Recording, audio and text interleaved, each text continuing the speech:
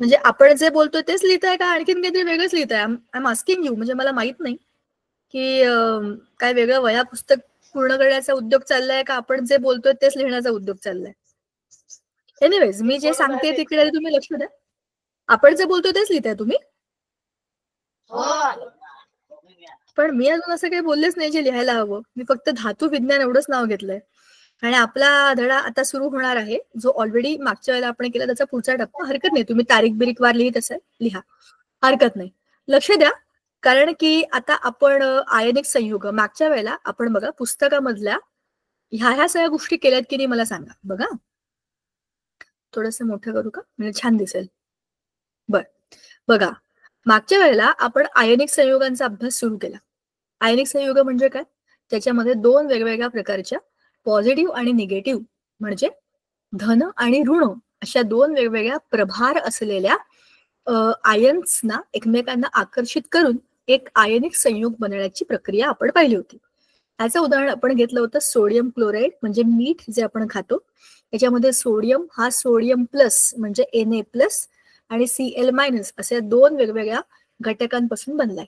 त्यातलं धन आयन म्हणजे कॅटायन आहे Na म्हणजे Na+, ऋण आयन म्हणजे ऍनायन आहे Cl म्हणजे Cl-. ह्या दोघांच्या परस्पर विद्युत स्थितिक आकर्षण बलामुळे NaCl नावाचा एक आयनिक संयुग बनतो. बरोबर. आता यांचे जे आयोनिक बंध आहेत हे पाण्यामध्ये गेल्यावरती तुटतात. धन आणि ऋण प्रभार वेगवेगळे होतात आणि ते विशिष्ट मांडणीमुळे एकमेकांना जेव्हा स्थायू अवस्थेमध्ये असतात तेव्हा एका स्फटिकाच्या रूपाने पकडून ठेवतात. तर ह्याची सगळी रचना वगैरे आपण मागच्या वेळेला पाहिली होती. आयनिक संयुग त्यांचे गुणधर्म सुद्धा आपण टेबल पण एक दिलाय, त्याचा पण अभ्यास केला होता. आयनिक संयुग हे त्यांच्या पाण्यामध्ये म्हणजे त्यांच्या जलीय द्रावणामध्ये विद्युत वहन करतात. ते जेव्हा लिक्विड स्टेटमध्ये जातात म्हणजे जेव्हा ते द्रव अवस्थेत जातात तेव्हाही ते विद्युत वहन करू शकतात. आणि त्यांच्या द्रवणांक उत्कलनांकाची माहिती सुद्धा आपण पाहिली की ते खूप जास्त असतात. ते खूप लवकर वितळत नाहीत आणि खूप लवकर ते उकळतही नाहीत. त्यांना खूप जास्त उष्णता लागते. त्याच्यानंतर आपण धातू विज्ञान ह्याच्यामधला धातूंचा आढळ कसा असतो ह्याच्याबद्दल बोललो होतो. 3 वेगवेगळ्या प्रकारची धातुक आणि त्यातनं धातू आपण काढतो. सगळ्यात पहिल्यांदा असतात अति अभिक्रियाशील धातू. आपण ते जी एक लिस्ट बघितली होती त्याच्यामध्ये सगळ्यात कमी अभिक्रियाशील, मध्यम अभिक्रियाशील आणि खूप जास्त अभिक्रियाशील असलेल्या धातूंचे 3 टप्पे आपण ऑलरेडी मागे बघितलेले आहेत. आता आपल्याला ह्या 3 वेगवेगळ्या प्रकारच्या गटांमधले धातू जर काढायचे असतील, खनिजांमधनं मोकळे करायचे असतील तर काय करावं लागतं ह्याचा अभ्यास करायचा. बघा, इथून धातू विज्ञान सुरू होतं, इथून खरा धडा सुरू होतो. ह्याच्या आधी त्याची पूर्वतयारी आहे. ह्याच्यामध्ये आपण हे बघितलं की धातू विज्ञानामध्ये आपल्याला 3 महत्वाच्या गोष्टी करायच्या असतात. सगळ्यात पहिली आहे धातूंचे संहतीकरण. हे सगळं आपण आपल्या पीपीटी मध्ये बघितलेलं होतं, पुन्हा दाखवते. सोपं आहे, तुम्हाला माहिती आहे, तरी आपण एकदा बघूया. त्या अभिक्रिया वगैरे सगळं पाहिलंय आपण. हा, धातूंचे संहतीकरण म्हणजे कॉन्सन्ट्रेशन ऑफ दी ओर. आपण जे काढलंय जमिनीमधनं ते माती, वाळू, खडक असं भरपूर काही काही त्याच्यामध्ये मिसळलेलं असतं, कारण ते जमिनीमधनं आलंय. जमिनीमधून आलेल्या कुठल्याही वस्तूला आपण आधी धुतो की नाही. साध्या भाज्या आणल्या असतील तरी आपण त्यांना धुतो. म्हणजे बटाटे, रताळी, गाजर, मुळे, जमिनीखालच्या भाज्या आहेत त्याला खूप सारी माती असते की नाही. म्हणजेच त्यांना धुणं ही पहिली प्राथमिक स्टेज आहे. पण नुसतंच पाण्याने धुवून मातीचे दगड मातीविरहित दगड होतील. मग त्याचं आपल्याला करायचंय संहतीकरण म्हणजे कॉन्सन्ट्रेशन. त्याच्यासाठी आपल्याला काय करायचं, त्याच्यामध्ये असलेली वाळू, त्याच्यामध्ये अडकलेली माती सुद्धा काढून टाकायची. त्याच्याकरता काही साध्या पण बेसिक अशा प्रक्रिया करायच्या. त्याच्यातून आपली धातुक जी आहेत ती संहतीकरणामधनं प्युअर म्हणजे त्यातल्या त्यात जरा अनावश्यक कचरा बाजूला झालेली अशी मिळते. नंतर धातूंचं निष्कर्षण. एकदा तुम्ही त्यातनं धातू काढले की तुम्हाला ते निष्कर्षित करायचे, त्यांना शुद्ध स्वरूपात आणायचे. कारण एका धातू बरोबर इतर धातू किंवा अधातू असेही असतील. पहिल्यांदा तुम्ही त्यातली माती आणि इतर सामान काढलं, दुसऱ्यांदा त्या धातूपासून इतर धातू काढायचे, त्याला निष्कर्षण म्हणतात. तिसरं आहे धातूंचं शुद्धीकरण. हे धातू आता तुम्हाला प्युअरेस्ट फॉर्म मध्ये पाहिजे, 100% शुद्ध. एवढी 100% शुद्धता मिळत नाही, पण शक्य तितके शुद्ध प्युरेस्ट फॉर्म मधले धातू मिळवणं म्हणजे धातूंचं शुद्धीकरण करणं. या 3 टप्प्यांमध्ये कुठल्याही धातुकाचं धातू विज्ञानातलं प्रोसिजर होतं. आता वेगळ्या वेगळ्या धातूंना वेगळ्या वेगळ्या पद्धतींचा अवलंब करावा लागतो. धातूंचे संहतीकरण करण्याकरता ह्या सगळ्या पद्धती आहेत, ह्या आपण बघितल्या होत्या. गुरुत्वीय विलगीकरणामध्ये काय होतं, ग्रॅव्हिटीमुळे ते अशा अशा त्याच्या पट्ट्या हलतात, बरोबर. विफ्ली टेबल ह्या पद्धतीचं नाव आहे विफ्ली टेबल पद्धत. याच्यामध्ये आपण काय करतो, त्या टेबलमध्ये लाकडाच्या अशा खाचा खाचा असतात आणि ते अशा अशा हलत असतात. वरनं पाणी येतं, म्हणजे असं पाणी येतं आणि इकडनं धातूची भुकटी आपण टाकली, धातूची भुकटी ओली होते. जड पदार्थ कुठे जातात, धातूचे त्या खाचांमध्ये, आणि जे मातीसारखे हलके हलके पदार्थ असतात पाण्याबरोबर ते वाहत वाहत खाली निघून जातात. बघा, मृदा अशुद्धी खालच्या बाजूला जमा झाली, खाचांमधले सगळे धातू या खड्ड्यामध्ये येऊन इकडे येऊन ते बाजूला गेले. म्हणजेच काय झालं, विफ्ली टेबल पद्धतीमध्ये धातू आणि इतर कचरा हा मोकळा झाला. ठीक आहे, कशामुळे, गुरुत्वाकर्षणाच्या मदतीमुळे. अशीच दुसरी पद्धत आहे जलशक्तीवर आधारित विलगीकरण. ही पण सोपी पद्धत आहे, ही पण आपण बोललो होतो. खालच्या बाजूने पाण्याचा फवारा फोर्सने पाणी टाकायचं आणि ह्या कंटेनरमध्ये वरच्या बाजूला धातूची भुकटी आहे, इथे काय आहे, पाणी. त्याच्यामुळे काय होतं, असं खालून ते पाणी फिरतंय फिरतंय फिरतंय, वरून आपली धातूची भुकटी आली आहे, आणि याच्यामुळे काय होतं, जो काही सगळा जड कचरा आहे, पुन्हा जड कचरा कोणता आहे, धातू. धातू जड असतात ना, ते खालच्या बाजूला जमा होतात आणि बघा संहत धातुक म्हणजे कॉन्सन्ट्रेटेड धातुक खालच्या बाजूला मिळतात. मृदा अशुद्धी, कचरा, पानं, माती असे गोल गोल गोल गोल ते हलके असतात, फिरत फिरत फिरत वरती जाऊन मृदा अशुद्धी बाहेर निघून जाते. ठीक आहे. नंतर आपण चुंबकीय विलगीकरणामध्ये काय केलं होतं, चुंबकीय विलगीकरणामध्ये ह्या दोन जे फिरणारे हा पट्टा आहे चुंबकीय रुळांच्या भोवती. चुंबकीय रुळ कसले आहेत, इलेक्ट्रोमॅग्नेट म्हणजे धातू विद्युत आहे त्याच्यामध्ये. तर इलेक्ट्रोमॅग्नेटला काय म्हणतात, विद्युत चुंबकत्व. म्हणजेच काय, विद्युतच्या परिणामामुळे इथे चुंबकत्व तयार होतं. हे जे पूर्ण फील्ड आहे ना, हे सगळं मॅग्नेटिक होतं. आणि इथून तुम्ही वरनं काय टाकलंय, चूर्ण, धातू कसं चूर्ण. आता तुमचे चुंबकीय रुळ हे फिरतात, त्याच्यामुळे तो पट्टा फिरतोय. आता जे अचुंबकीय घटक आहेत ते एका बाजूला पडतील, चुंबकीय घटक खालच्या बाजूला पडतील. ह्या दोन रुळांना कधी मॅग्नेटाइज करायचं, कधी डिमॅग्नेटाइज करायचं तुमच्या हातात आहे. तुम्ही बटन लावलं की ते मॅग्नेटाइज होणार, बंद केलं की डिमॅग्नेटाइज होणार. अशा पद्धतीने या फिरणाऱ्या पट्ट्याच्या वापराने दोन घटक तुम्ही दूर करू शकता. थोडक्यात लोखंड दूर करण्याकरता ही पद्धत वापरली जाते. नंतर आहे फेनेत्रण पद्धत. ही खूप चांगली पद्धत आहे. खालच्या बाजूला त्या मोठ्या टंकीमध्ये आपण तेल आणि पाणी, म्हणजे थोडं कमी तेल आणि जास्त पाणी असं टाकले. तेल कोणतं असेल, निलगिरीचं तेल असेल किंवा पाईन ऑइल असेल, तर त्या तेलामध्ये पाणी तेल असं मिश्रण झाल्यावरती वरच्या बाजूने आपण टाकली धातूची भुकटी, आणि इथून आहे एक ढवळणी करणारं एक गोल गोल फिरणारं चक्र. हवा सोडली आपण, हवेमुळे काय होतं, हवेमुळे काय होतं, त्याचे बलून हे बनतात, काय बरं म्हणतात त्याला, असे वाफेचे कसे बुडबुडे येतात तसे बुडबुडे बनायला सुरुवात होते. कारण पाणी तेल फिरतंय फिरतंय, त्यातनं आपण हवा सोडली, त्याचे बुडबुडे बनले. पण धातू जे असतात ते पाण्यामध्ये विरघळत नाहीत, म्हणून ते तेलाबरोबर फेसाने खाली निघून जातात. पण जो बाकीचा कचरा आहे, वाळू, माती, इतर सगळा जो कचरा जो पाण्याला चिटकतो, त्याला पाणी आवडतं, म्हणजे हायड्रोफिलिक, पाण्याबरोबर त्याची मैत्री आहे, म्हणून ते खालच्या बाजूला मृदा अशुद्धी निघून जाते. वरच्या बाजूला फेस जो आहे त्याच्यामध्ये आपला सगळा मेटल निघून जातो. अशा पद्धतीने आपण धातूंचे संहतीकरण करतो. नंतर आहे अपक्षालन. म्हणजेच काय, त्याला आपण लिचिंग म्हणतो. धातू एखाद्या निवडक द्रावणामध्ये बराच वेळ भिजत ठेवतात. त्याच्यामुळे काय होतं, त्याच्यामधली जी काही अशुद्धी आहे, त्याच्यातली जी काही मृदा आहे, खडक दगड जे काही आहेत ते विरघळून जातात. धातूक ते त्या द्रावणामध्ये विरघळतं आणि बाकी सगळं पाण्याबरोबर धुतलं जातं. जे विरघळलेलं द्रावण आहे त्याच्यामधून तुम्हाला आता धातू वेगळा करायचा आहे. म्हणजेच काय, पाण्यामध्ये जे विरघळतं ते निघून जातं, कारण जे आपण द्रावण टाकलंय त्याच्यात पाणी नाहीये, दुसरं केमिकल आहे. त्या केमिकलमध्ये धातू विरघळतो. तुम्हाला हवंय द्रावण, वरचा कचरा, जसा आपण चहा गाळतो, वरच्या बाजूला जो कचरा आहे तो फेकून देतो, आपण चहा पितो ना, सेम तसंच ह्या द्रावणामध्ये खालच्या बाजूला जे द्रावण मिळाले त्याच्यामध्ये आपलं धातूक आहे आणि वरच्या बाजूला सगळी मृदा अशुद्धी निघून गेली. ठीक आहे, ह्याला म्हणतात अपक्षालन पद्धती, ह्याला इंग्लिशमध्ये म्हणतात लिचिंग. आता हे झालं धातूंच्या संहतीकरणाबद्दल. आता आहे धातूंचं निष्कर्षण.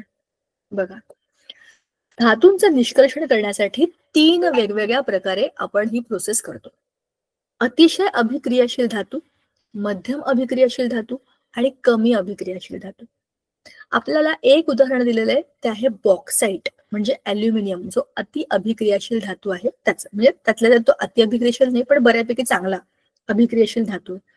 मध्यम अभिक्रियाशील धातूमध्ये तुम्ही झिंकचं उदाहरण घेऊ शकता, त्याला आपण कसं बाजूला करतो. कमी अभिक्रियाशील धातू हे मुळातच मुक्त अवस्थेमध्ये असतात. सोनं, चांदी, प्लॅटिनम, त्याच्या खाणी जशा तशा मिळतात. त्याच्यामुळे थोडीफार अशुद्धी असते, पण ती संहतीकरणात निघून जाते. निष्कर्षण करून धातूमधून धातू वेगळा करण्याची गरजच पडत नाही, कारण की सोन्याच्या खाणींमध्ये सोनंच असतं, चांदीच्या खाणींमध्ये चांदीच असते, म्हणजे मॅक्झिमम वेळा. म्हणून हे धातू हे त्यांच्या मुक्त अवस्थेत असतात. कोणते? कमी अभिक्रियाशील. त्यांना साफ करण्याकरता, त्यांना वेळ करण्याकरता आपल्याला फार डोक्याला ताप करून घ्यायची गरज नसते. प्रॉब्लेम असतो हे दोन, मध्यम अभिक्रियाशील आणि अति अभिक्रियाशील. कारण ते कोणाशी तरी अभिक्रिया करूनच तिथे पडलेले असतात. त्यांच्यामधून इतर घटक काढून घेणं म्हणजे धातूंचं निष्कर्षण. बरोबर. आता बॉक्साईट ओर आपण डिटेलमध्ये बघू, पुस्तकात बघू. त्याच्यानंतर झिंकचं आहे, ते काही कठीण नाही, अतिशय सोपं आहे. कमी अभिक्रियाशील धातूंचं तर काहीच नाहीये, खूपच सोपं ते आहे, तशाच अवस्थेमध्ये असतात. त्याच्यानंतर धातूंचं शुद्धीकरण करणं आणि मग क्षरण ह्या आणि क्षण प्रतिबंध संमिश्र ह्या महत्वाच्या मुद्द्यांना आपलं डिस्कशन झालं की हा धडा संपेल. पण आज आपली फक्त बॉक्साईट ओरच होणार आहे, कारण ते फार मोठं आहे, महत्वाचं आहे आणि नवं आहे. ठीक आहे, समजून घेऊया. जलशक्तीवर आधारित विलगीकरण झालं, चुंबकीय विलगीकरण झालं, आता फेनतरण पद्धत झाली. ह्या सगळ्या पद्धती आपण ऑलरेडी बोललोय. अपक्षालन म्हणजे काय आपण बोललोय. धातूंचे निष्कर्षण म्हणजे काय आता आपण बघूया. 2 मिनिट. जरा तुम्ही ह्या अभिक्रियेचं वाचन करा आणि तुम्हाला काय कळलंय मला सांगा. ऋणाग्र अभिक्रिया, धनाग्र अभिक्रिया, हे फक्त वाचा आणि मला सांगा हे काय. विचार करायला वेळ आहे 1 मिनिट.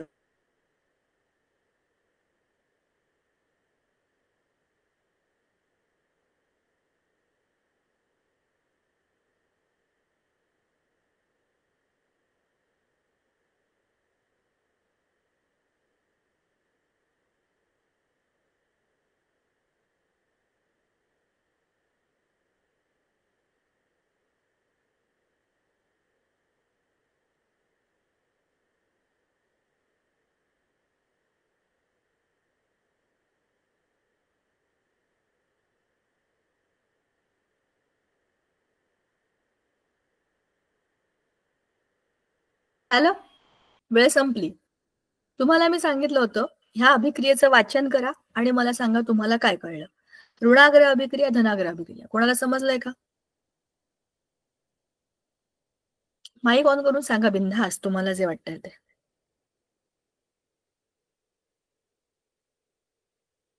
कोणी आहे का?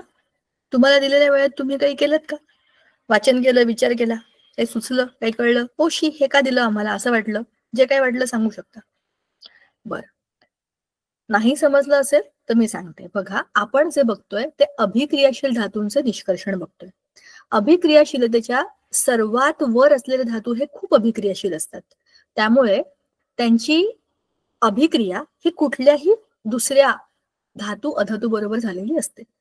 तर त्यांना आपण काढून कसं घेणार, त्याची दिलेली ती अभिक्रिया होती. खाली दिलेली जी आपण रासायनिक समीकरण दिलं ते त्याचं होतं. जास्त अभिक्रियाशील धातूंमध्ये त्यांच्या बाह्यतम कवचातील इलेक्ट्रॉन गमावून त्यांचे धन आयन होण्याची क्षमता जास्त असते.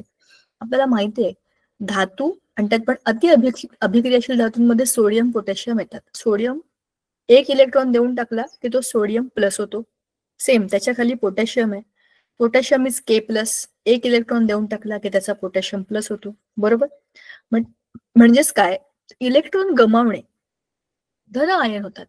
म्हणजेच काय, विरल आम्लाबरोबर त्यांची जोमाने अभिक्रिया होऊन हायड्रोजन वायू निर्माण होतो.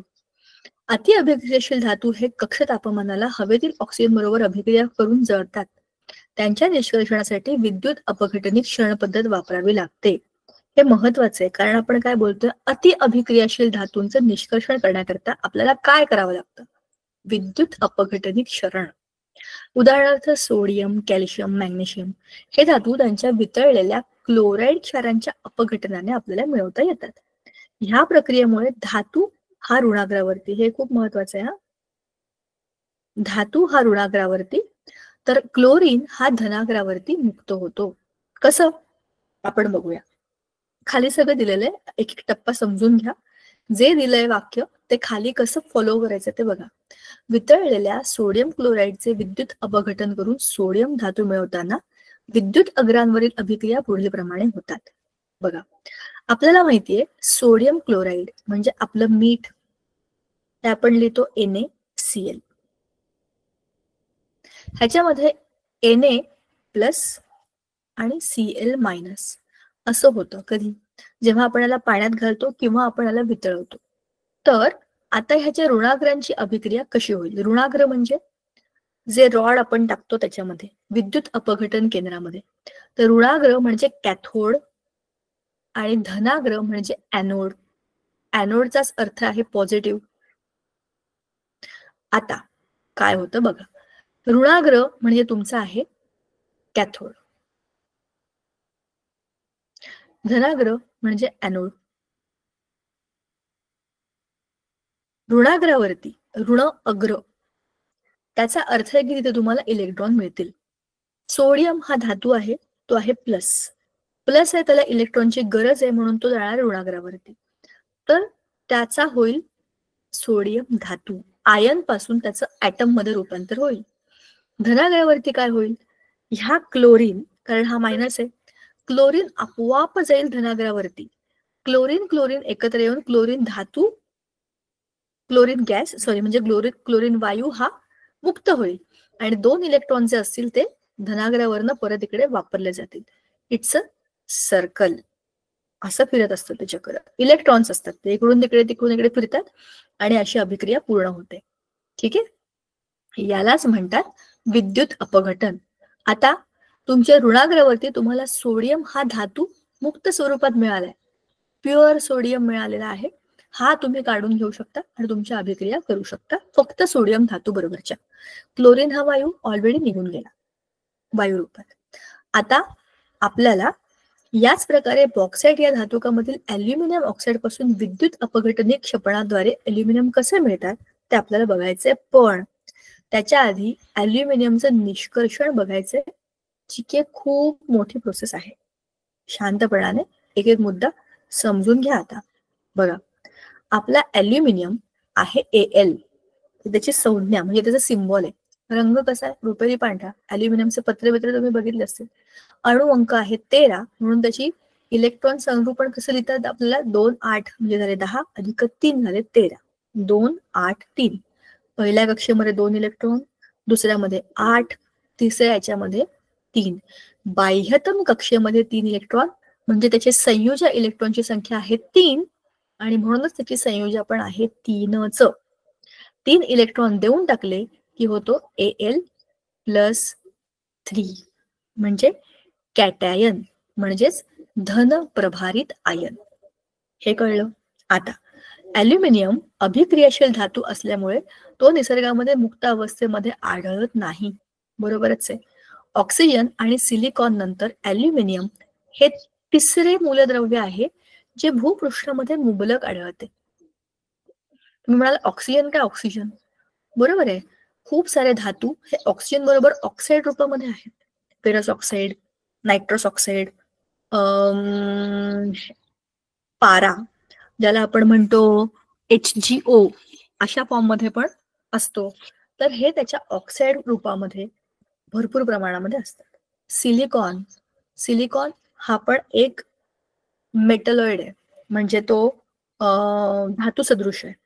त्याच्यानंतर अल्युमिनियम हा तिसरा महत्वाचा असा घटक आहे जो भूपृष्ठामध्ये खूप मोठ्या प्रमाणामध्ये मिळतो. त्याच्याही अनेक प्रकारच्या खाणी असतात, पण त्यातली मुख्य आहे बॉक्साईट. ह्याच्यामध्ये 30 ते 70% एवढ्या प्रमाणामध्ये आपल्याला अल्युमिनियम मिळतं. बघा 100% ॲल्युमिनियम मिळत नाहीच आहे. ॲल्युमिनियम पण ॲल्युमिनियम ऑक्साईड रूपात मिळतंय. प्युअर ॲल्युमिनियम मिळत नाहीये 100%. जेवढं मिळतंय तेवढं आपल्याला मॅक्झिमम काढायचं, बाकीची अशुद्धी टाकून द्यायची. यालाच म्हणतात निष्कर्षण. आता ह्याच्यामध्ये 30 ते 70% ॲल्युमिनियम ऑक्साईड आणि उरलेला भाग हा मृदा अशुद्धीचा असतो. तो वाळू, सिलिका, आयर्न ऑक्साईड अशा वेगवेगळ्या गोष्टींचा बनलेला असतो. ॲल्युमिनियम निष्कर्षणाच्या 2 पायऱ्या आहेत. आपल्याला ॲल्युमिनियम काढायचं आहे, ते 2 पद्धतीने करता येतं. बॉक्साईड या धातुकाचे संहतीकरण. आता ह्या संहतीकरणासाठी आपल्याला 2 वेगवेगळ्या प्रकारच्या पद्धतींचा अवलंब करता येतो. सगळ्यात पहिली आहे बेअरची पद्धत, दुसरी आहे हॉलची पद्धत. कोण येथे बेअर आणि हॉल? 2 वेगवेगळे शास्त्रज्ञ ज्यांनी ह्याच्यावरती अभ्यास केला आणि सोप्या पद्धतीने किंवा कोणत्या पद्धतीने आपल्याला ॲल्युमिनियम काढता येईल हे चेक करण्याचा प्रयत्न केला. बघा, ॲल्युमिनियमचे मुख्य धातूक बॉक्साईट आहे. बॉक्साईटमध्ये सिलिका, फेरिक ऑक्साईड आणि टिटॅनियम ऑक्साईड या अशुद्धी असतात. त्याच्यामध्ये बघा, बॉक्साईटमध्ये तर ॲल्युमिनियम आहे, त्याच्याबरोबर सिलिका आहे, फेरस म्हणजे लोखंड आहे, टिटॅनियम पण आहे. ह्या सगळ्या धातूंना काढायचं आपल्याला.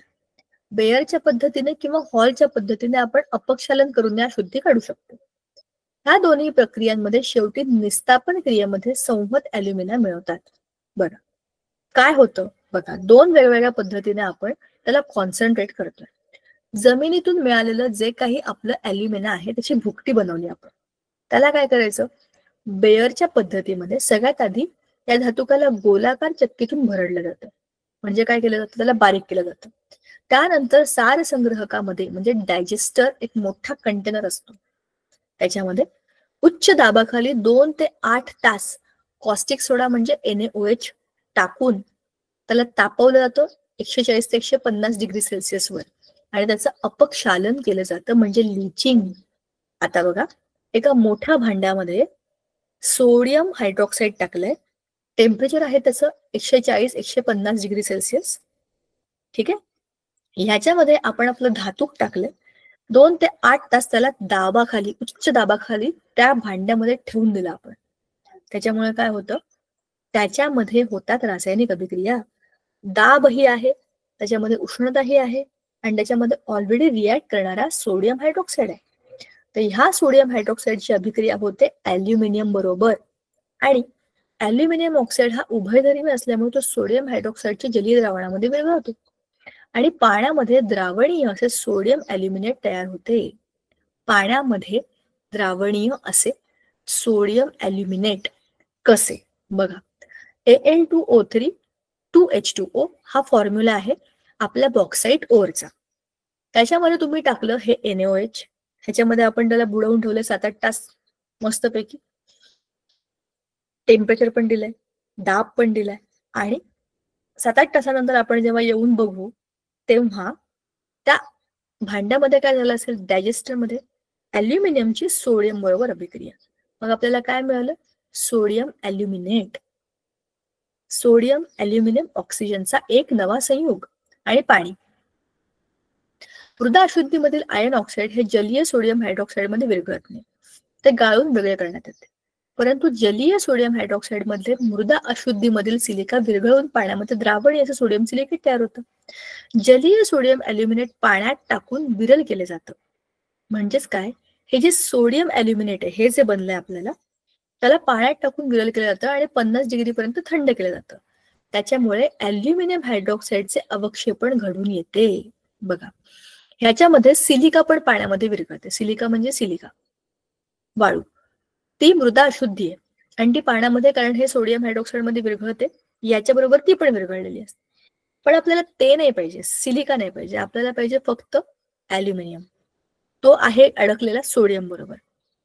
फक्त त्याला काढायचं असेल तर काय करावं लागेल, हे जे काही आपलं द्रावण आपण खाली काढलं, गाळलं, 8 तासांनंतर आपल्याला हे मिळालं, त्याच्यावर आणखी एक भरपूर गोष्टी मिळाल्या, त्या वेगळ्या करायच्या असतील आपल्याला, तर खालच्या द्रावणाला तुम्हाला थंड करायचं. आता थंड केल्यानंतर काय होईल, सोडियम ॲल्युमिनेटचा अवक्षेप ते खालच्या बाजूला जमा होईल आणि वरचं पुन्हा तुम्ही ते घट्ट, म्हणजे वरचं पाणी काढून टाकायचं खाली जमा झालेला आपला अवक्षेप गाळून घ्यायचा.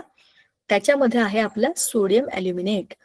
त्याला पाण्यात टाकलं की काय होईल, पुन्हा पाण्याबरोबर अभिक्रिया केली की काय मिळेल आपल्याला, पुन्हा NaOH. NaOH म्हणजे हा आपला पहिला सोडियम हायड्रॉक्साईड कॉस्टिक सोडा. आणि काय मिळालं, ॲल्युमिनियम हायड्रॉक्साईड. ॲल्युमिनियम हायड्रॉक्साईड मिळण्याकरता हे सगळं केलं आपण, आणि हा ॲल्युमिनियम हायड्रॉक्साईडचा अवक्षेप आपल्याला मिळाला. हा काढायचा, स्वच्छ धुवायचा, वाळवायचा. ठीक आहे, ही झाली पहिली बेअर्स प्रोसेस, म्हणजे एक पद्धत. दुसरी आहे हॉलची पद्धत. ह्याने काय केलं, धातुकाची भुकटी करून नंतर जलीय सोडियम कार्बोनेट सोबत सार संग्रहामध्ये तापवून पाण्यात विद्राव्य असे सोडियम ॲल्युमिनेट तयार करतात. त्याच डायजेस्टर मध्ये आता आपण काय घेतलंय, ॲल्युमिनियम ची जी काही आपली भुकटी आहे, म्हणजेच काय आपलं ते जे ओर आहे ती घेतली. त्याच्यामध्ये आता आपण टाकला सोडियम कार्बोनेट. वरती आपण टाकला होता सोडियम हायड्रॉक्साईड. सोडियम कार्बोनेट टाकला, तापवलं त्याला. आता काय होईल, सोडियम ॲल्युमिनेट तयार होईल डायरेक्ट, आणि कार्बन डायऑक्साईड आणि पाणी.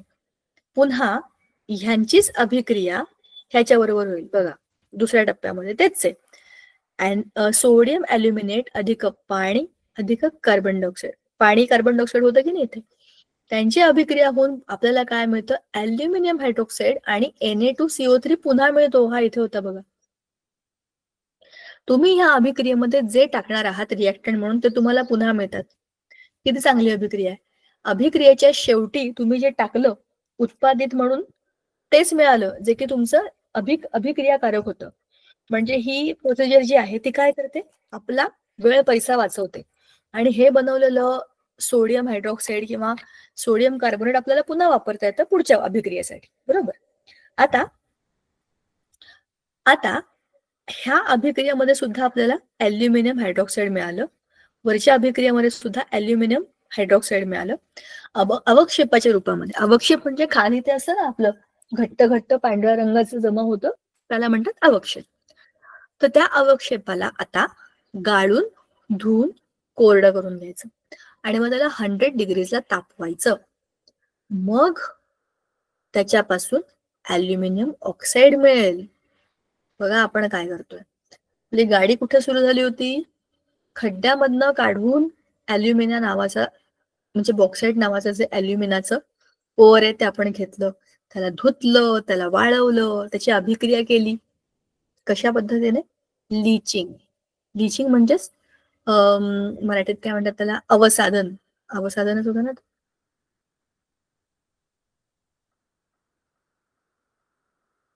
अवसादन नाही, अपक्षालन म्हणजे लिचिंग. अपक्षालनामध्ये त्याला आपण सोडियम हायड्रॉक्साईड किंवा सोडियम कार्बोनेट ह्या दोघांपैकी एकामध्ये टाकून ठेवतो, बुडवून ठेवतो, आणि त्याला वेळ देतो. त्याच्यामुळे काय होतं, ॲल्युमिनियमचा सोडियम बरोबरची अभिक्रिया होते आणि आपल्याला सोडियम ॲल्युमिनेट मिळतं. तुम्ही बेअर्स प्रोसेस घ्या किंवा तुम्ही हॉल्सची प्रोसेस घ्या, दोघांपैकी कुठल्याही प्रक्रियेतनं तुम्हाला ॲल्युमिनेटच मिळणार आहे, म्हणजे सोडियम ॲल्युमिनेटच मिळणार आहे. त्याची पुन्हा पाण्याबरोबर अभिक्रिया होऊन आपल्याला सोडियम हायड्रॉक्साईड मिळतो, आणि पुन्हा ॲल्युमिनियम हायड्रॉक्साईड सुद्धा मिळतो. ॲल्युमिनियम हायड्रॉक्साईडच आपल्याला हवा आहे, त्याला पुढच्या टप्प्यामध्ये घ्यायचं. कोणत्याही पद्धतीमध्ये तुम्हाला मिळालं तर ॲल्युमिनियम हायड्रॉक्साईड घ्यायचं, त्याला काय करायचं, धुवून गाळून कोरडा करून तापवायचं. काय होईल बघा, ह्याच्यामधला एक्स्ट्रा पाणी निघून जाईल आणि ॲल्युमिनियम फक्त ऑक्साईड रूपामध्ये आपल्याला मिळेल. हा ॲल्युमिनियम असाच्या असा ऑक्साईड रूपामध्ये मिळाला असता निसर्गामध्ये तर वरचं काहीच करावं लागलं नसतं, पण तो ऑक्साईड रूपामध्ये नव्हता. बरोबर. तो कोणत्या रूपामध्ये होता बघा, तो होता Al2O3 आणि 2H2O. त्याच्यामध्ये पाण्याचेही काही रेणू होते. Al2O3 असा एक वेगळा रेणू होता. आता आपल्याला काय मिळालंय, फक्त Al2O3 आणि पाणी वेगळं गेलंय. एवढ्या सगळ्याच्यामध्ये नुसतीच ती भुकटी गरम केली असती तर पाणी निघून नसतं गेलं का. पण त्याच्याबरोबर असलेले इतर जे काही मेटल आहेत ते पण धुवून निघून जातात आणि आपल्याला प्युअर फॉर्म मध्ये ॲल्युमिनियम ऑक्साईड म्हणतो. जो वरती इतरही अभिक्रिया त्याच्यामधल्या बाकीच्या अशा खाणीमधल्या सिलिका फेरस बिरस असतात ते सगळं निघून जातं. हे डायरेक्ट करू शकलो असतो आपण नुसतंच गरम करून, पण त्याच्याबरोबर इतरही गोष्टी गरम झाल्या असत्या. त्या नको आहेत, त्या निघून जातात जेव्हा आपण त्याला गाळतो, मोकळं करतो, बाकीच्या द्रावणांमधून ते निघून जातं. खाली आपल्याला जे मिळतं ते असतं प्युअर ॲल्युमिना. आता ॲल्युमिनियमचे विद्युत अपघटनी क्षपण. वरती आपण जे बघितलं होतं विद्युत अपघटनाचं कमी आपलं अतिअभिक्रियाशील धातूंचं, त्याच्याच सारखी ही पण एक अभिक्रिया आहे. ह्याच्यामध्ये आपल्याला प्युअरेस्ट फॉर्म ऑफ ॲल्युमिनियम मिळतं. कसं? आणि चित्र बघा. ह्या चित्रामध्ये म्हणजे ह्या रचनेमध्ये काय केलंय, एक पोलादी टाकी म्हणजे एक मेटलचा टँक आहे. त्याच्यामध्ये आतल्या बाजूला ही जी काळी पट्टी दिसते हे आहेत ऋणाग्र, म्हणजे आहेत ग्रॅफाईटचे अस्तर लावलेले इंटरनल पट्ट्या. ग्रॅफाईट कार्बनचं एक अपरूप आहे जे आपण ऑलरेडी अभ्यासलं आहे. ग्राफाईट हा गुड कंडक्टर ऑफ इलेक्ट्रिसिटी असतो, विद्युतचा सुवाहक. आता आतमध्ये जे गुलाबी गुलाबी रंगाचं द्रावण दिसतंय ते ॲल्युमिना, क्रायोलाइट आणि फ्ल्युओस्पार यांचं मिश्रण आहे.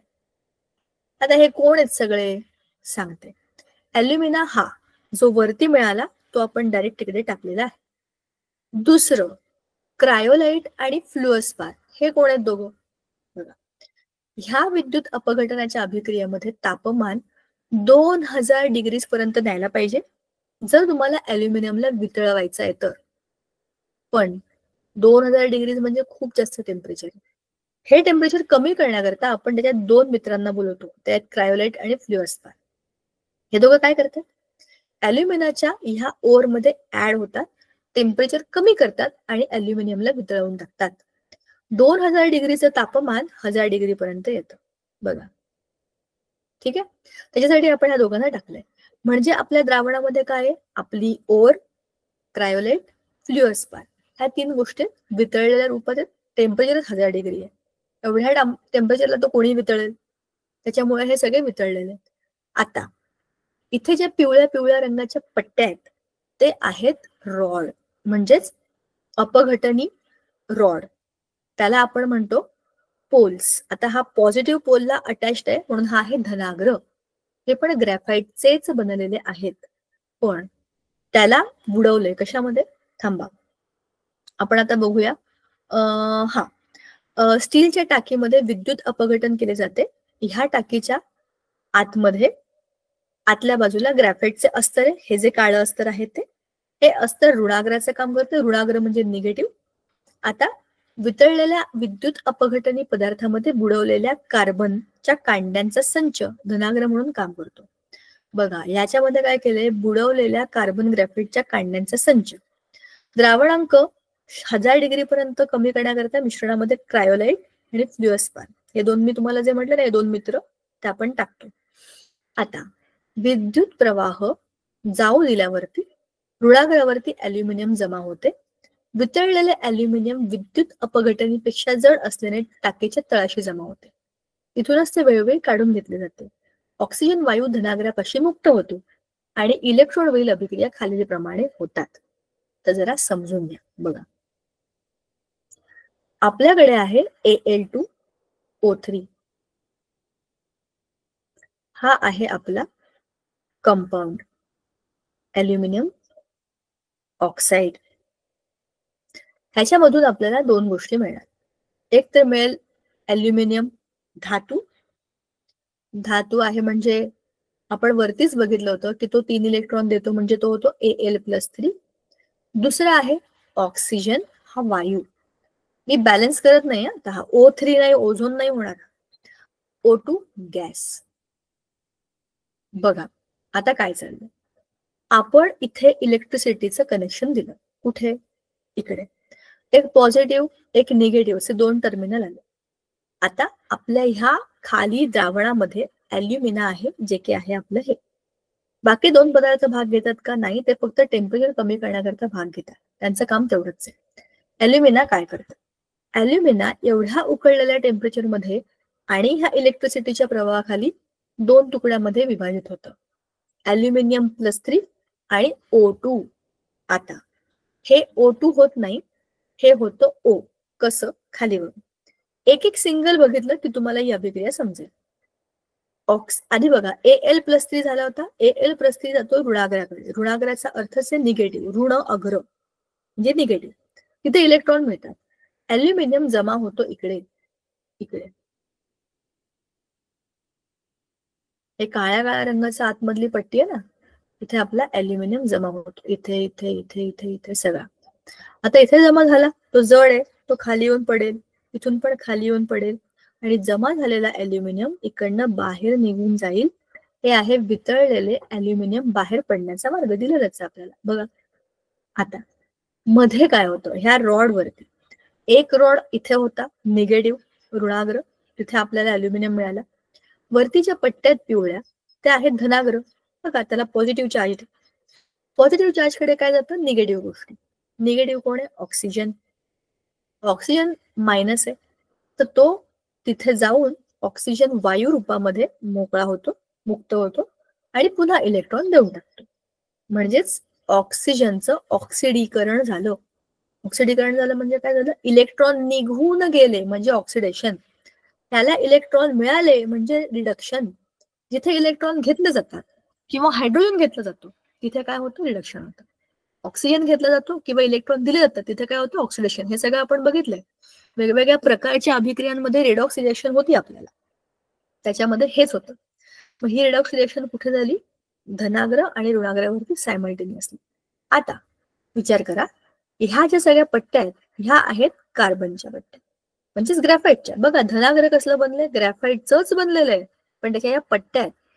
इकडे जमा झालेला ॲल्युमिनियम कार्बन बरोबर रिएक्शन करत नाही, तो जसा आहे तसा आपल्याला मिळतो. पण ह्या पट्ट्यांमध्ये कार्बन आहे आणि इथे आता जमा झालाय ऑक्सिजन. म्हणजे तुम्ही गवताच्या ठिकाणी हरणाला पाठवल्यासारखं आहे किंवा बकरीला पाठवल्यासारखं आहे. कार्बन बरोबर ऑक्सिजनची अभिक्रिया होणारच आणि कार्बन डायऑक्साईड हा वायू मुक्त होणारच. ऑक्सिजन वायू इथे आला आणि इथे कार्बन असेल तर त्याची अभिक्रिया कार्बन डायऑक्साईड मध्ये का नाही होणार. म्हणूनच हे जे सगळे जे काही तुम्हाला पट्ट्या दिसतात ना, म्हणजे जे काही रॉड आहेत त्याच्यातले, ते झिजतात कालांतराने. अभिक्रिया होऊन होऊन कार्बन डायऑक्साईड वायू बाहेर पडून पडून यांची झीज होते, क्षरण होतं, म्हणून ह्या पट्ट्या बदलाव्या लागतात. समजलं. म्हणजेच ही जी काही निष्कर्षणाची अभिक्रिया आहे ह्याच्यामध्ये एकाच वेळेला बऱ्याच गोष्टी होतात. ग्रॅफाईटचेच आपण ॲनोड पण लावले, कॅथोड पण लावले, म्हणजे ऋणाग्र धनाग्र लावले.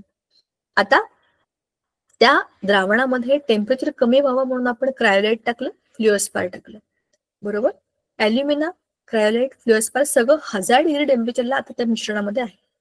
आता तुम्ही जेव्हा करंट ऑन कराल, इलेक्ट्रिसिटी फिरेल, तेव्हा काय होईल, पॉझिटिव्ह पॉझिटिव्ह पॉझिटिव्ह मध्ये जे काही आहे, म्हणजे जे काही आपले रॉड आहेत त्याच्यावरती ऑक्सिजन वायू येईल आणि ते सगळे रॉड झिजायला लागतील कालांतराने. ॲल्युमिनियम मधल्या काळात ॲल्युमिनियम बाजूच्या पट्ट्यांमध्ये जमा होईल आणि तिकडनं ते खाली जमा होईल, कारण ते जड आहे. एका बाजूला आलं की ते खालच्या खाली काढून घेतलं जाईल. अशा पद्धतीने ॲल्युमिनियम बाहेर पडतं, जे की आहे त्यातल्या त्यात शुद्ध स्वरूपातलं ॲल्युमिनियम. ठीक आहे. म्हणजे आता एवढं सगळं केल्यानंतर आपल्याला ॲल्युमिनियम मिळालेला आहे. संपलं. हे होतं ॲल्युमिनियमचं निष्कर्षण. ठीक आहे. पूर्णपणाने ॲल्युमिनियम जमिनीतनं काढल्यानंतर प्युरेस्ट फॉर्म मध्ये कसा मिळवायचा ह्याची ही सगळी अभिक्रिया होते. ठीक आहे. आता मध्यम अभिक्रियाशील धातूंचे निष्कर्षण कसे करायचे बघा. ह्याच्यासाठीचं उत्तम उदाहरण आपल्याला दिलंय झिंकचं. मध्यम अभिक्रियाशील. अभिक्रियाशील आहे का, हो. नाहीये का, नाही. अदल्या मधल्या श्रेणीमध्ये आहे. मग याला काय करायचं, एकदम सोपं आहे. अभिक्रियाशीलतेच्या मध्यम श्रेणीमध्ये असलेले धातू जसे की लोखंड आहे, जस्त आहे, शिस, तांब, हे काय करतात, सल्फाईड किंवा कार्बोनेट अशा 2 प्रकारच्या क्षारांमध्ये आपल्याला साधारणपणे मिळतात. सल्फाईड असेल किंवा कार्बोनेट असेल, दोघांनाही ऑक्सिजन बरोबर तुम्ही रिॲक्ट करायला लावलं तर त्यांचे वायू बनतात. सल्फाईडचं बनेल SO2 आणि कार्बोनेट ऑलरेडी त्याच्यामध्ये कार्बन ऑक्सिजन आहे, बिना हवेचं त्याला जाळलं की मिळतो कार्बन डायऑक्साईड. ह्याला म्हणतात रोस्टिंग, म्हणजे भाजणे. पापड भाजतो ना आपण, तसंच रोस्टिंग मध्ये भाजलं जातं. म्हणजेच काय केलं जातं, आपली जी काही ओर आहे बारीक, तसा आपण जो काही चुरा करून ठेवलाय त्याला बघा, जर ती सल्फाईड फॉर्म मध्ये असेल त्याला ऑक्सिजन बरोबर त्याला भासतात, त्याच्यामुळे काय होतं, सल्फरला ऑक्सिजन मिळतो, SO2 वायुमुक्त होतो आणि झिंक ऑक्साईड मिळतो. पुन्हा निस्तापनामध्ये काय होतं, झिंक कार्बोनेट, कार्बोनेट असेल तर निस्तापन करतो, निस्तापन कार्बोनेट, सल्फेट असेल तर झिंक, आणि मग भाजणे. तर ह्याच्यामध्ये काय होतं, निस्तापनामध्ये झिंक कार्बोनेट अशीच ती ओर असते, त्याला तुम्ही नुसतंच गरम करता, हवेची गरजच नाही, त्याच्यामध्ये ऑलरेडी कार्बन डायऑक्साईड आहे, त्याच्यातून तुम्हाला मिळतो झिंक ऑक्साईड आणि कार्बन डायऑक्साईड. आता तुम्हाला हा झिंक ऑक्साईड फॉर्म मध्ये मिळालेला आहे. ठीक आहे, समजलं, म्हणजे तुमची पहिली स्टेज झाली. आता यानंतर मिळालेल्या झिंक ऑक्साईडचे कार्बन सारख्या योग्य क्षपणकाचा वापर करून झिंक मिळवतात. आता या झिंक ऑक्साईडला कार्बन बरोबर रिएक्ट करायला दिलं तर काय मिळेल, नुसता झिंक आणि कार्बन मोनॉक्साईड नावाचा एक वायू ह्यातनं बाहेर पडेल. धातूच्या ऑक्साईडचे क्षपण करून धातू मिळवण्यासाठी कार्बन व्यतिरिक्त सोडियम, कॅल्शियम, ॲल्युमिनियम यांच्यासारख्या अभिक्रियाशील धातूंचा सुद्धा क्षपणक म्हणून वापर करतात. इथे कार्बन मोनॉक्साईड नावाचा एक चांगला नसलेला वायू मिळवण्याच्या ऐवजी सोडियम, कॅल्शियम, ॲल्युमिनियम असे तुम्ही टाकू शकता. Calcium oxide, aluminium oxide, sodium oxide असे ऑक्साईड तुम्हाला मिळतील आणि झिंक हा धातू वेगळा होईल. त्यांच्या संयोगांपासून विस्थापित केले जातात. मॅंगनीज डायऑक्साईड हे ॲल्युमिनियमच्या भुकटीबरोबर प्रज्वलित केल्यावर काय होतं, मॅंगनीज डायऑक्साईड MnO2 + 4 ॲल्युमिनियम काय मिळतं, Mn म्हणजे मॅंगनीज वेगळा आणि Al2O3 अधिक उष्णता. बघा, ही उष्णता एवढी आहे की ही सगळीची सगळी अभिक्रिया लिक्विड फॉर्म मध्ये होते. वरील अभिक्रियेमध्ये ज्यांचे ऑक्सिडेशन आणि क्षपण झाले ते पदार्थ ओळखा, तुम्हीच लिहायचे ते. ऑक्सिडेशन होतं धातूंचं, क्षपण होतं वायूंचं. ठीक आहे, वरील अभिक्रियेच्या दरम्यान पडलेली उष्णता इतक्या प्रमाणात असते की धातू वितळलेल्या स्थितीत तयार होतो. तसेच दुसरं उदाहरण म्हणजे थर्मिट अभिक्रिया. यामध्ये आयर्न ऑक्साईड ॲल्युमिनियम बरोबर अभिक्रिया करून लोह आणि ॲल्युमिनियमचे ऑक्साईड तयार करतो. आपल्याला मिळतो लोह वेगळा आणि ॲल्युमिनियम ऑक्साईड बाजूला होतो आणि ह्याच्यामध्ये खूप सारी उष्णता सुद्धा बाहेर पडते. एक्झोथर्मिक रिएक्शन, उष्मादायी अभिक्रिया. बरोबर, आता हे काय बघा, हे तुम्हाला माहिती आहे का, थर्मिट अभिक्रियेतून, ही थर्मिट अभिक्रिया आहे, बनलेले अतिउष्ण पोलाद, मळी, मूस, भोक उघडण्याचे साधन, रेल्वे रुळांच्या जोडणीमध्ये वापरण्यात येणारी पद्धत, रुळाचा आडवा छेद, रुळ, साचा आणि मग त्याच्यामध्ये तुम्ही हे टाकणार, मग ते बंद करणार, मळी आणि जोड, आणि मग तुमचे हे जोडले जातात. रेल्वेचे रुळ कसे जोडतात, तुकड्या तुकड्यांमध्ये असतात ना, हे जॉईंट कसे भरायचे, तर इकडनं ते टाकायचं, त्याचा रुळाचा आडवा छेद कसा असतो, असा कट असतो ना तो, त्याच्यामध्ये तुम्हाला हे भरायचंय. काय, अतिउष्ण पोलाद, उकळतं पोलाद ह्याच्यामध्ये इकडनं कोपऱ्यातून टाकलं जातं आणि त्याला बंद केलं जातं, मळीने बंद करतात, पक्क करतात. ठीक आहे, अशा पद्धतीने अतिउष्ण पोलादाचा वापर करून रेल्वे रुळ जोडले जातात. आता कमी अभिक्रियाशील धातूंचे निष्कर्षण बघा. अभिक्रियाशीलतेच्या अतिशय तळाशी असणारे धातू हे अतिशय कमी अभिक्रियाशील असतात, म्हणून ते निसर्गामध्ये मुक्त अवस्थेत असतात. सोने, चांदी, प्लॅटिनम ह्याच्यासारखे हे धातू आहेत. मुक्त अवस्थेतील तांब्याचे साठे आता फारसे उरलेले नाहीयेत. आता तांबे प्रामुख्याने कॉपर सल्फेटच्या स्वरूपामध्ये आढळते. कॉपर सल्फेट या धातुकाला केवळ हवेत उष्णता दिल्यास तांबे मिळवता येते. नुसतंच हवेत त्याला गरम करायचं का बरं, सल्फर आहे ना, सल्फरची ऑक्साईडशी अभिक्रिया झाली की SO2 हा वायू मिळेल आणि कॉपर ऑक्साईड मिळेल. पुन्हा कॉपर ऑक्साईड कॉपर सल्फेटची अभिक्रिया करून SO बरोबर, त्याला पुन्हा तोच सल्फर डायऑक्साईड आणि प्युअर स्वरूपातला कॉपर. किती सोपं आहे.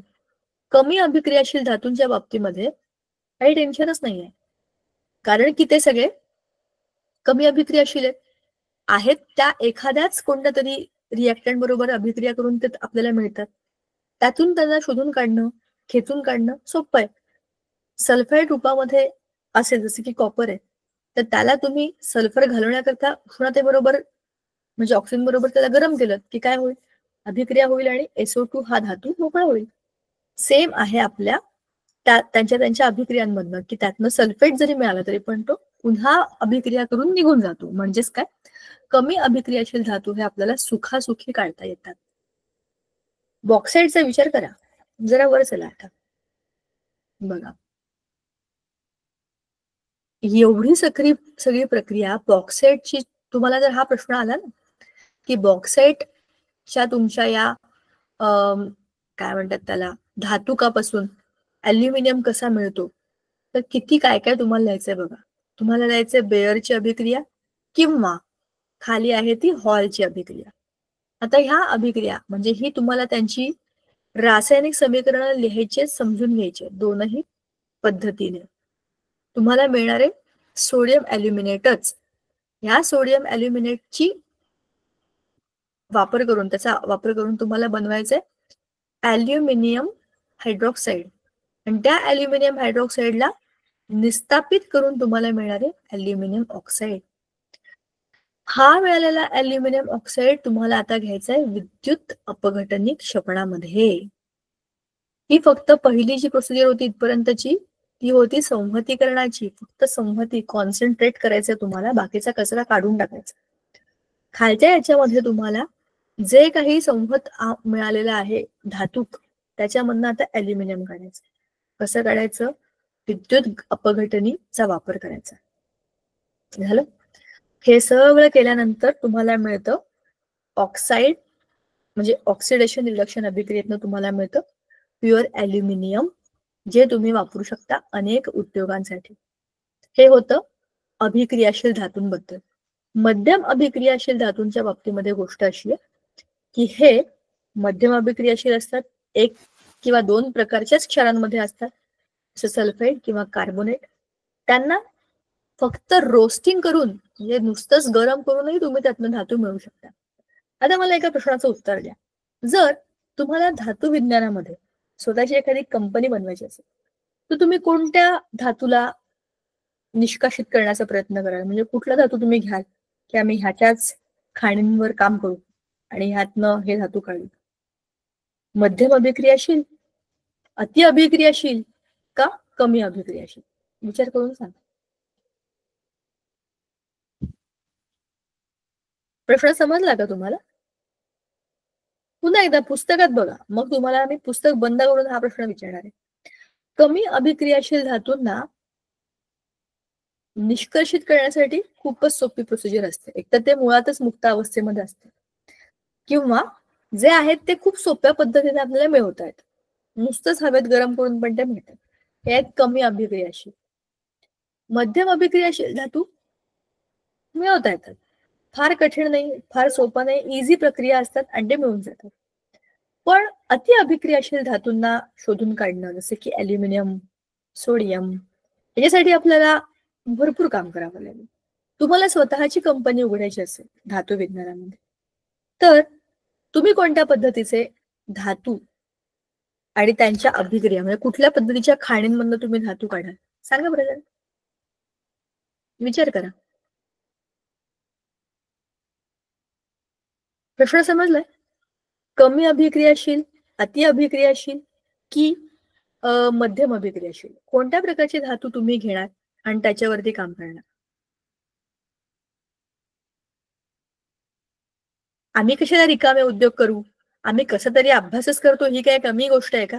आणखीन कुठे तुम्ही आम्हाला उद्योगाला लावताय, हो की नाही? असं वाटतंय का तुम्हाला? मी आत्ताच म्हणत नाहीये, मोठे झाल्यावरती काहीतरी तर कामधंदा कराल की नाही पोटा पाण्यासाठी. समजा मी स्वतःची कंपनी ठरवली बनवायची, धातू विज्ञानाचा मी अभ्यास केला होता 10वी मध्ये, मी स्वतःची कंपनी बनवणार आहे धातू शुद्धीकरणाची. कुठल्या पद्धतीचे धातू घ्याल रे तुम्ही? काही शाळांमधल्या मुलांना झोप आली, ओ शिट, काय माहिती काय डेंजरस शिकलोय आम्ही आज. पण हे आहे असं, हे नवच आहे, हे पहिल्यांदा आलंय, ह्याच्या आधी नव्हतं आपल्याला, त्याच्यामुळे थोडं वेगळं वाटेल, कठीण वाटेल, बरोबर आहे. कोणत्या पद्धतीचे धातू तुम्ही काढाल खाणीमधनं? बोला की. सोनं चांदी काढाल, ॲल्युमिनियम काढाल, लोखंड काढाल?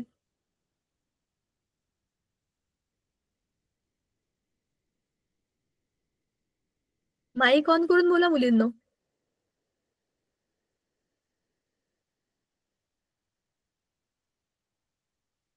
विचार करा, विचार करा.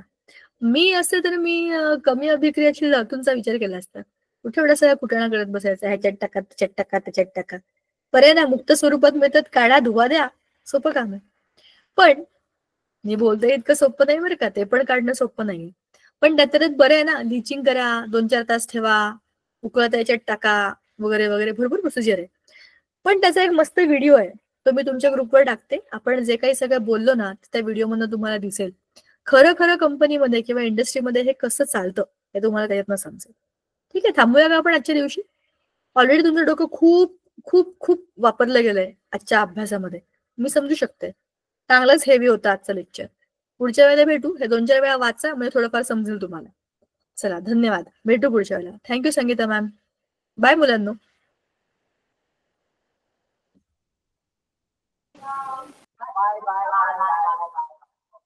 बाय करायला बरे तुम्ही माईक ऑन करता रे, उत्तर द्यायला तुमचे बरी माईक बंद असतात. चला, बाय बाय.